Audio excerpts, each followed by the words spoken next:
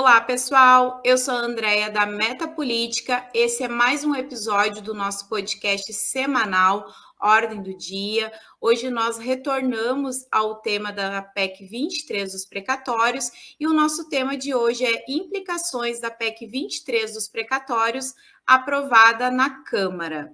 A nossa convidada para falar sobre o tema é a Suzana Botar. Ela é advogada e assessora jurídica da Frente Parlamentar Servir Brasil. Seja bem-vinda, Suzana.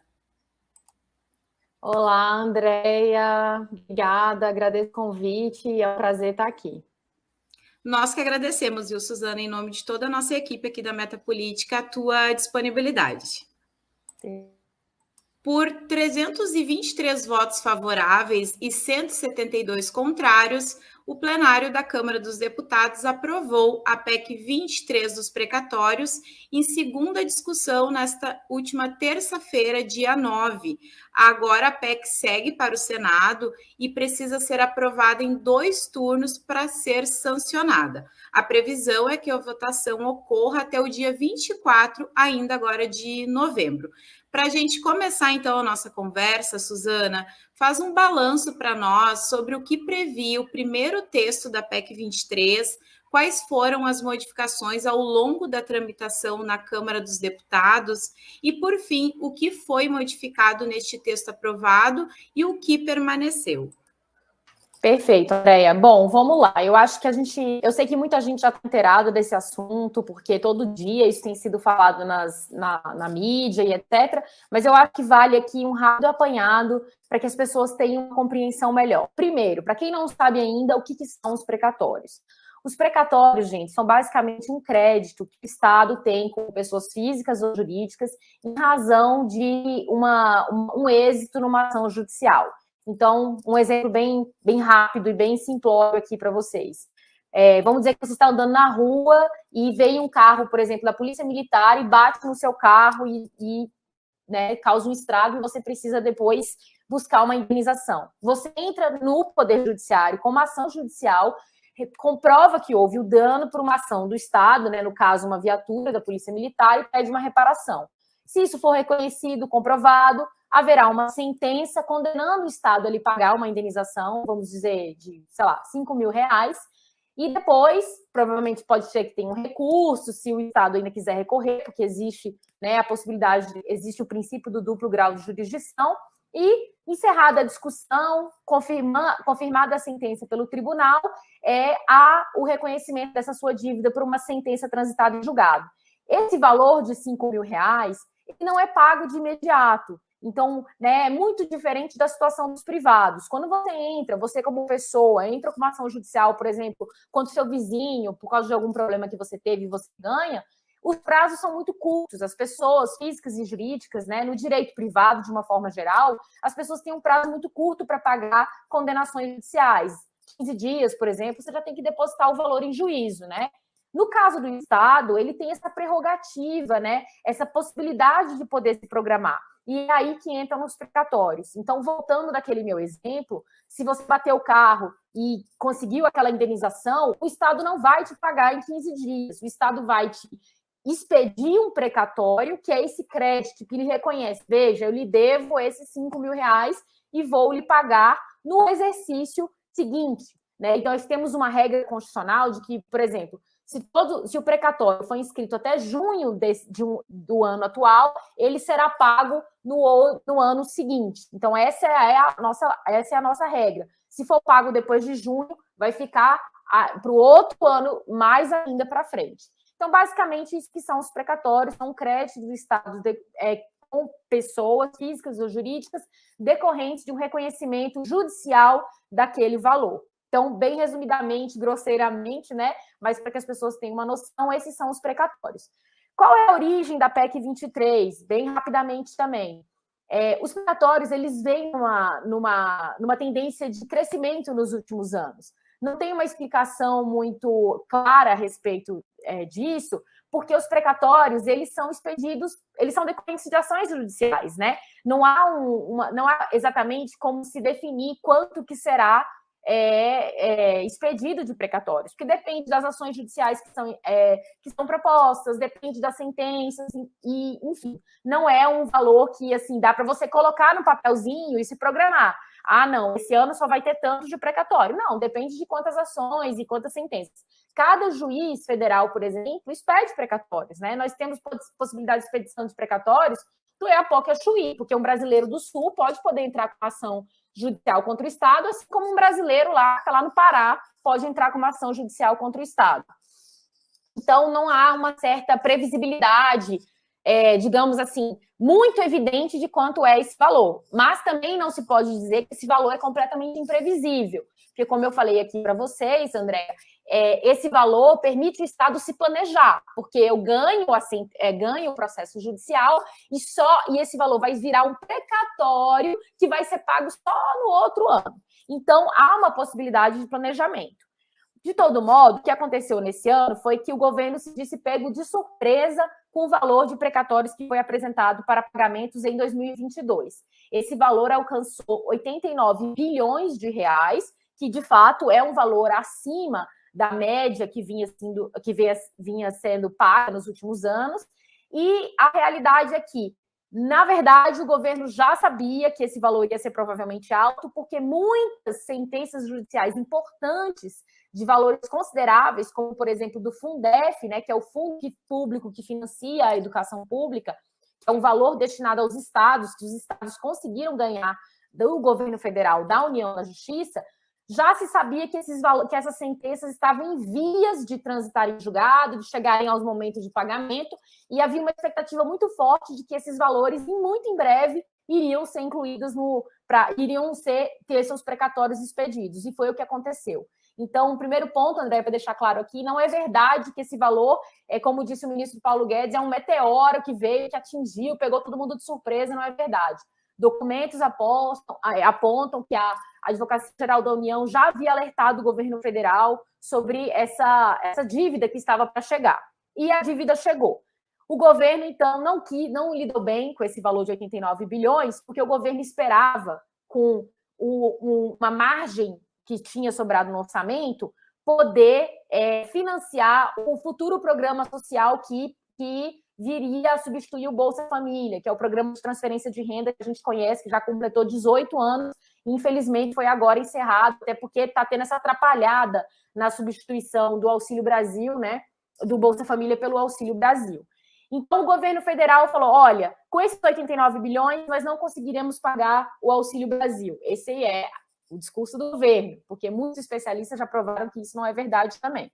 Mas, enfim, esse é o discurso que o governo tem falado, olha, com esses 89 bilhões para precatórios, não vai sobrar espaço no orçamento para o Auxílio Brasil. Então, foi daí que surgiu a PEC 23, né? A proposta de emenda à Constituição número 23, conhecida como PEC dos precatórios ou PEC dos calotes. E agora, finalmente, chegando no ponto inicial da pergunta, André, para não me alongar muito mais aqui.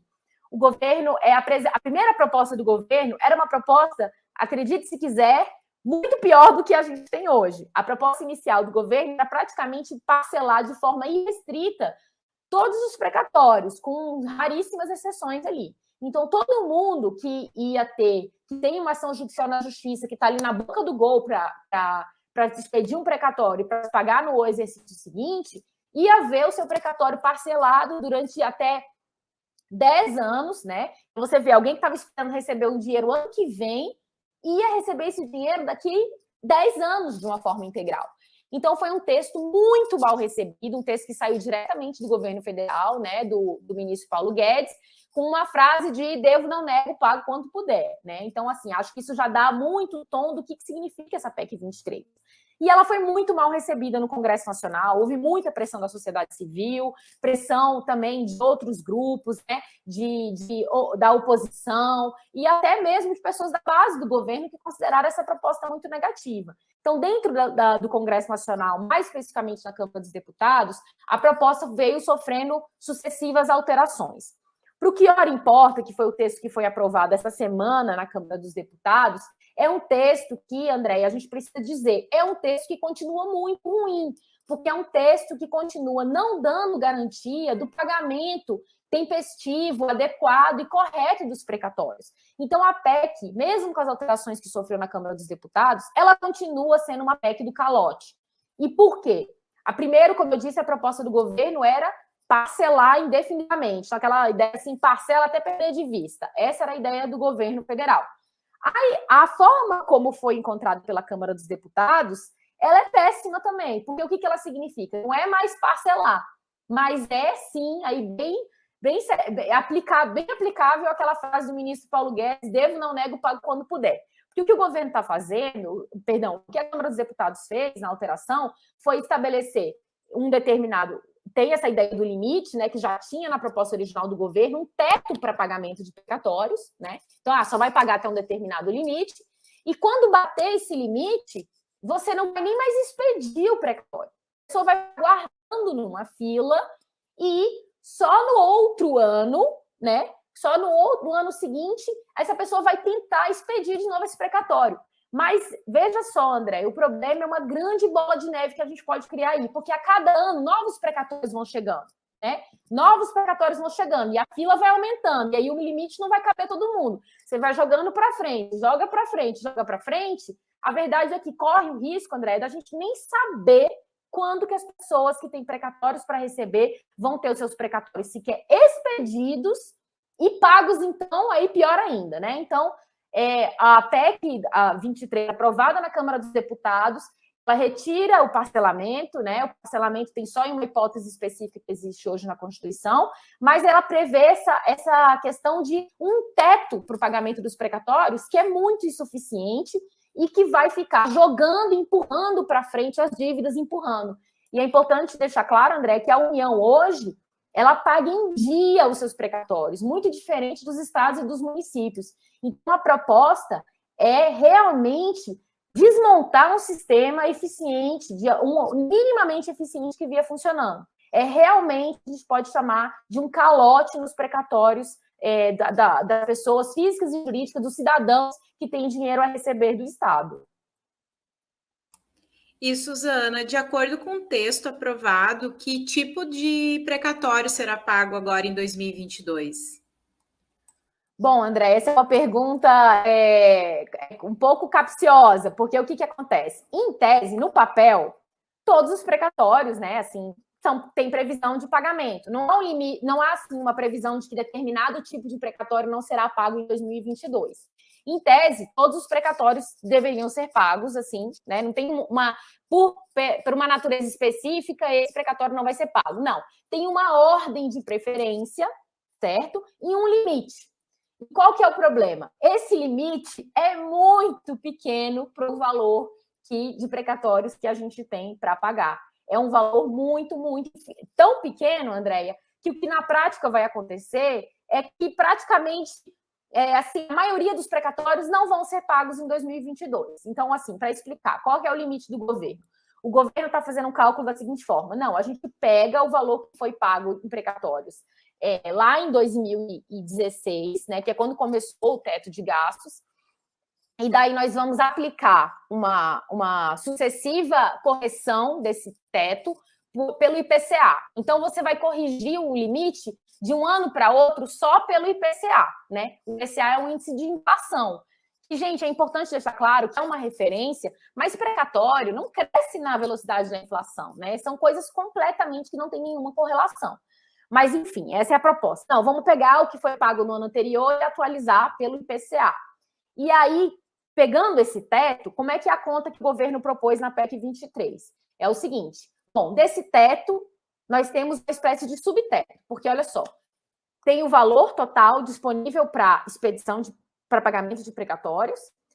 Aí, desse valor, você vai tirar as RPVs. O que são as RPVs? São requisições de pequeno valor, né? Que é como se fosse uma espécie de precatório, que também é decorrente da sentença judicial, mas ela é de um limite bem mais baixo, um limite de 60 salários mínimos, né?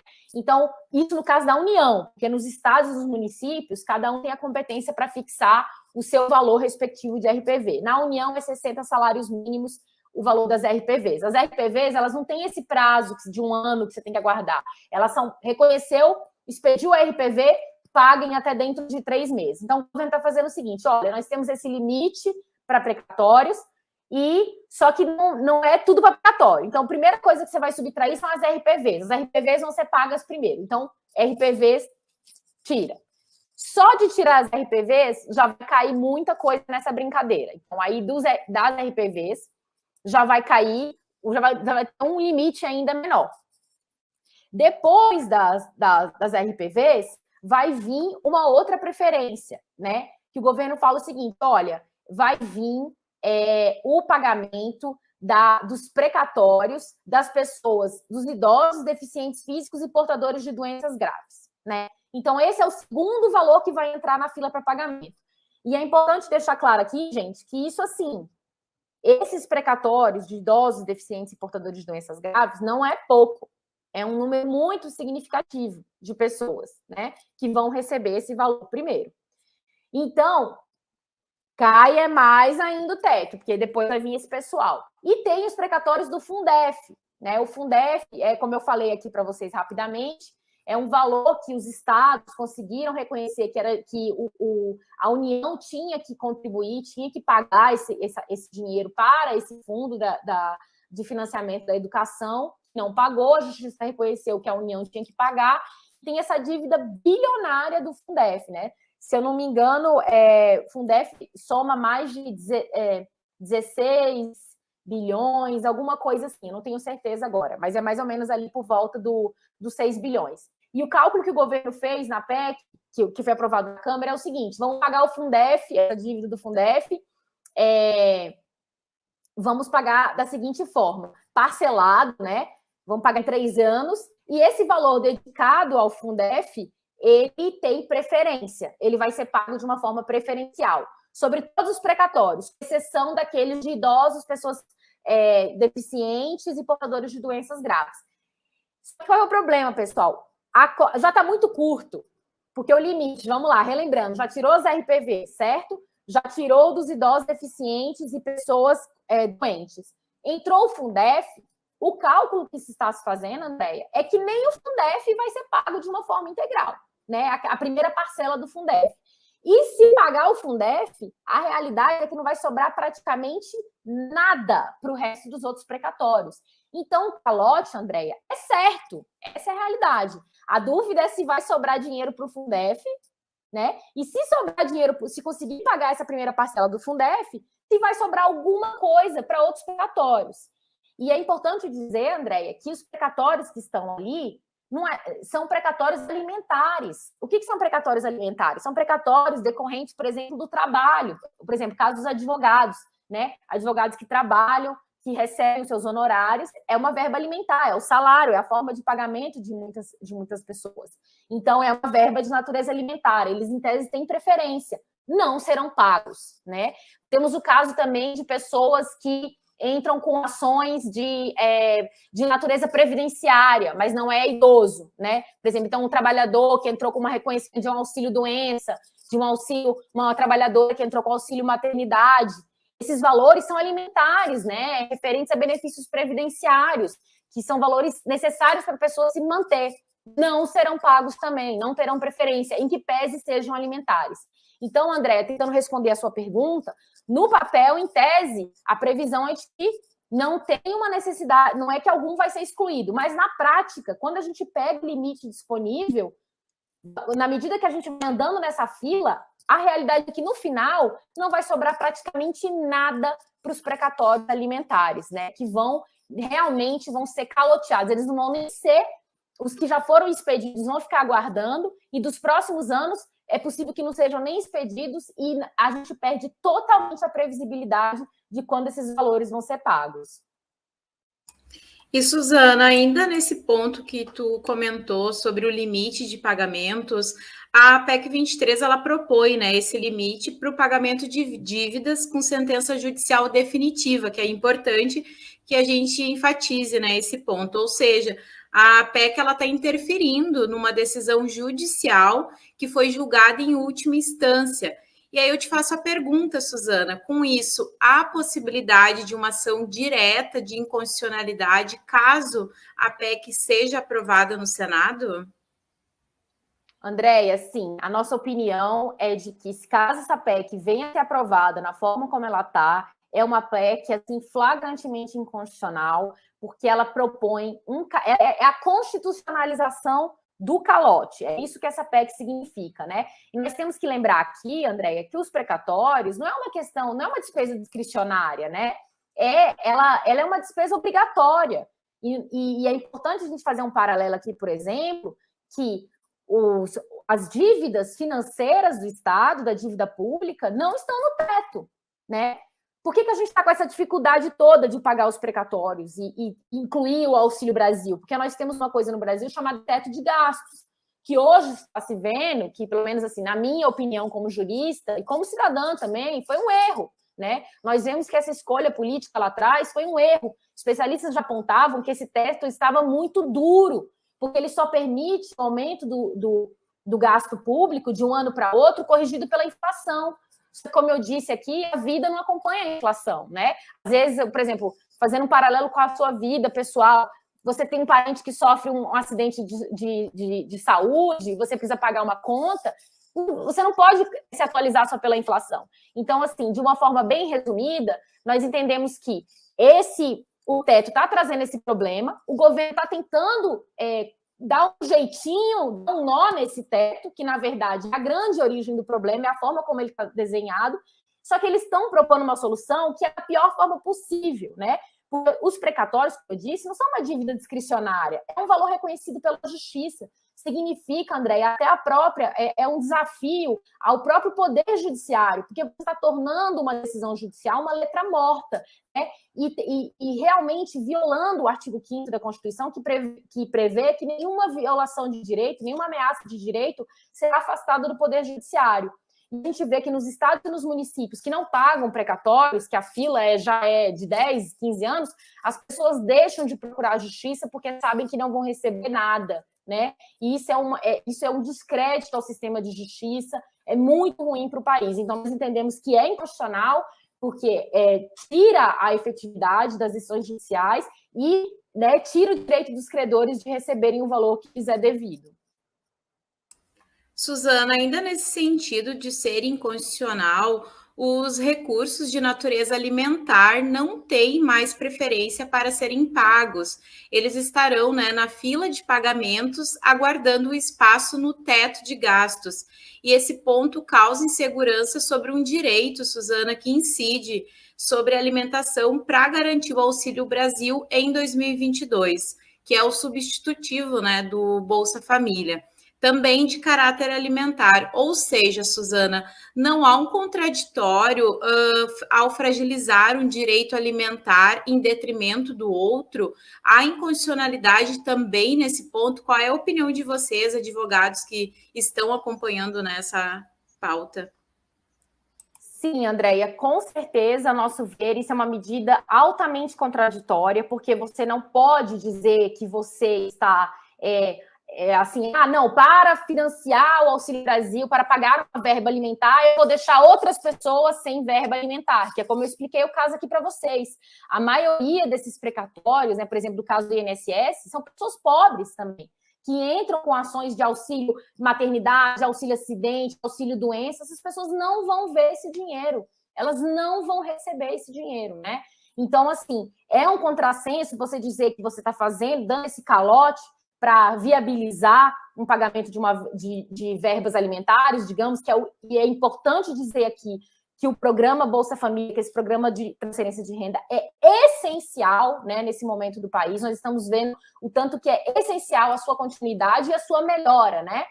Não estamos dizendo que não é para se pagar, até porque, André, o maior problema, e se torna ainda mais contraditório, o fato de que vários especialistas, né, e aí não sou eu, jurista, que vou falar isso, mas os economistas também, e dos mais diversos espectros ideológicos, já apontaram várias outras alternativas em que se torna possível pagar o Auxílio Brasil sem que você tenha que dar o calote nos precatórios, ou seja, sem que você tenha que tirar dinheiro de outras pessoas também que há anos esperam por esse dinheiro, muitos de verba alimentar, né? Porque não é que os precatórios de natureza alimentar não têm mais preferência, é que eles simplesmente, na prática, não serão pagos, né? E você querer deixar de pagar um para pagar outro quando existem alternativas. Isso que é o mais importante a ser dito aqui, Andréia. Essa PEC, ela está sendo feita porque é conveniente política para o governo para abrir espaço não só para o Auxílio Brasil, mas para as famosas emendas parlamentares que a gente conhece, que fazem os deputados olharem com muito carinho as propostas do governo, né?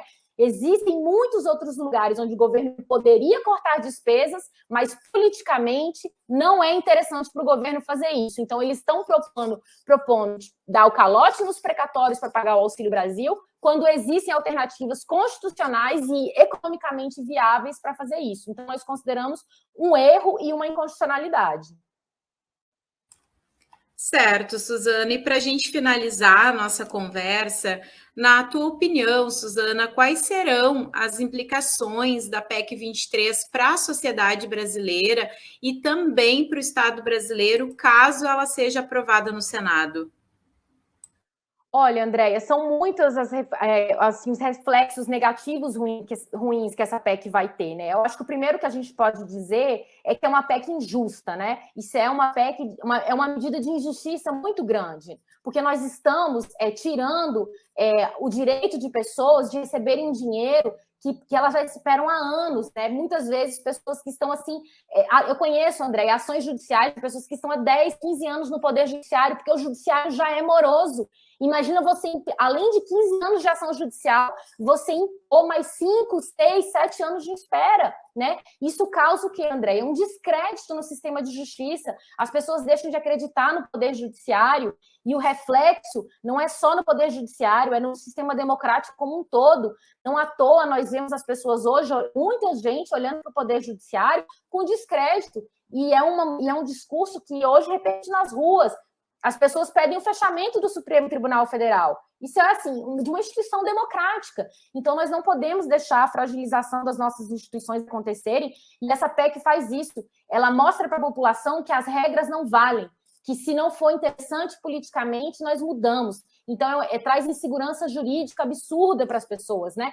Vai atrasar um sistema de pagamentos que já estava regularizado, que funcionava de uma mínima forma coerente. E fora as implicações econômicas também, né? Porque traz a ideia de que o Brasil não tem compromisso fiscal verdadeiro. Fala-se muito em compromisso fiscal, mas o que nós vemos, Andréia, é que só se fala em regra de teto quando é conveniente. Então, se uma política pública que não é de interesse do governo, como, por exemplo, nós vemos o caso dos absorventes para as meninas pobres, né, que nós vemos que inviabiliza a ida de crianças pobres, de meninas pobres para a escola, o governo falou, eu até acho legal, mas eu não tenho recursos, né?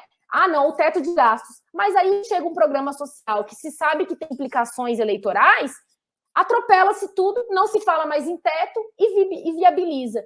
Então, eu acho também, Andréia, que é negativo, porque além de ser uma questão além de ser uma violação à segurança jurídica, assim, eticamente errado também, traz implicações econômicas também negativas para o país, porque provoca essa sensação de que nós não somos um país sério, que nós vamos ao sabor do momento, ao sabor da conveniência política. Então, certamente, isso é ruim não só para as pessoas que têm que receber precatórios, mas para todo e qualquer brasileiro, porque uma economia que não passa confiança é uma economia de inflação alta, é uma economia de desemprego, é uma economia que não cresce. Suzana, muito obrigada. Nós finalizamos. Eu agradeço muito a tua contribuição aqui no nosso debate. Como eu disse ao início do nosso podcast, é a terceira gravação. Nós aqui da Meta Política acompanhamos, né, durante toda a tramitação na Câmara. Agora seguimos também acompanhando no Senado. Então, com certeza foi de uma forma bem didática, bem clara, para que os nossos ouvintes que estão nos acompanhando entendam, né, essas modificações. Agora o espaço é teu para as suas considerações finais, para se despedir dos nossos ouvintes e, claro, né, Suzana, quem vai te assistir também depois no nosso canal do YouTube. Fique à vontade. Obrigada, Andréia. Primeiro, eu quero agradecer o convite, a oportunidade de estar aqui falando nesse espaço, e quero convidar os ouvintes a conhecerem a nossa frente parlamentar, que é a Frente Parlamentar em Defesa do Serviço Público, a Frente Servir Brasil. pelos perfis das redes sociais, o @ServirBrasil, que é presidida pelo presidente aqui, o deputado federal Israel Batista, do Distrito Federal, muito combativo, né, nessa causa também dos precatórios. Então, eu queria convidar todo mundo a conhecer as redes sociais, a se mobilizar, porque, como eu disse, isso não é uma questão que afeta só quem tem precatórios, isso vai afetar todo mundo. É uma medida muito ruim, não só para essas pessoas, mas para os brasileiros de uma forma geral. Então, pressione os parlamentares, procure as redes da Servir Brasil, lá tem todas as instruções de como pressionar, né? Tem que ir lá no Twitter, no Facebook, perguntar para o senador, e aí, senador, você vai votar como na PEC do calote? É muito importante fazer essa pressão popular, porque isso é o que mais funciona, Andréia.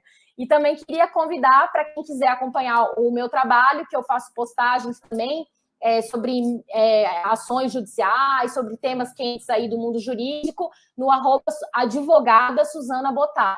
Meu nome é Suzana com S, então fica advogada Suzana Botar. E aí é isso. Quem quiser conhecer o nosso trabalho, e agradeço novamente aqui o espaço. Foi um prazer estar aqui com você, Andréia. Muito obrigada. A gente que agradece, Suzana. Um abraço para ti, à distância. Um abraço, tchau, tchau, gente. Se cuida. Tchau, tchau. Eu vou aproveitar o gancho da Suzana também para convidar a todos para acompanhar o trabalho da Meta Política nas nossas redes sociais. Quem tiver a curiosidade também de acompanhar os vídeos anteriores, que nós também conversamos com economista, advogados sobre a PEC 23 dos precatórios, também é só nos procurar Meta Política no canal do YouTube. Esse foi mais um episódio do nosso podcast semanal Ordem do Dia. Até mais.